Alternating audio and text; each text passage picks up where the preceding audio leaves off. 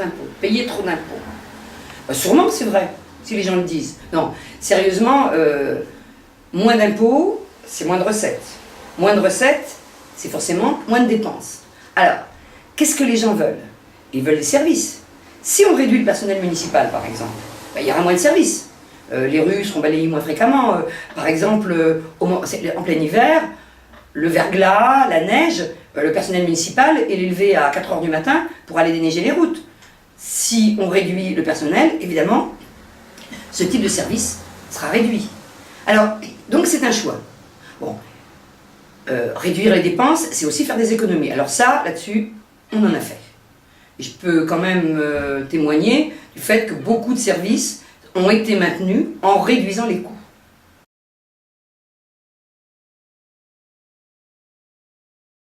Bon, donc, comme je le disais tout à l'heure, à payer le personnel communal. C'est à peu près la moitié du budget de la ville, le personnel. Et donc, indispensable pour les services au quotidien. Ça sert aussi à payer les investissements. Alors, les investissements, pendant notre mandat, on en a quand même fait un bon paquet.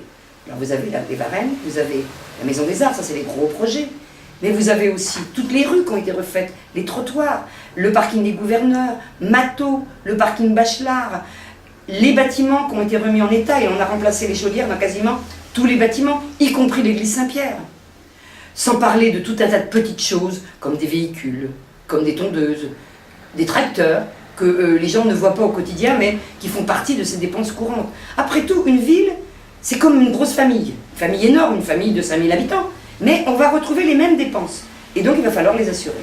Donc, l'argent que vous donnez, eh bien, il est réutilisé à la fois au quotidien, mais aussi dans toutes ces choses importantes que vous avez pu voir et que vous avez déjà oubliées.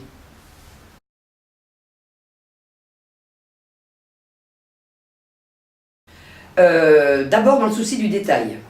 Nous avons réfléchi à tous les postes. Je prends un exemple, le poste documentation, le poste abonnement. Quand nous sommes arrivés, on dépensait à peu près 10 000 € par an pour les abonnements. Actuellement, nous n'en dépensons plus que 3 600, sans pour autant avoir réduit les services au niveau du personnel.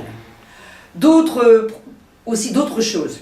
En ce qui concerne les investissements, on a fait les choses à fond et on a choisi de faire des installations complètes avec du matériel de qualité plutôt que de faire des restrictions et de construire des choses au rabais, de façon à éviter des ennuis dans les 5 ans ou 10 ans qui suivent. Évidemment, tout n'a pas été fait.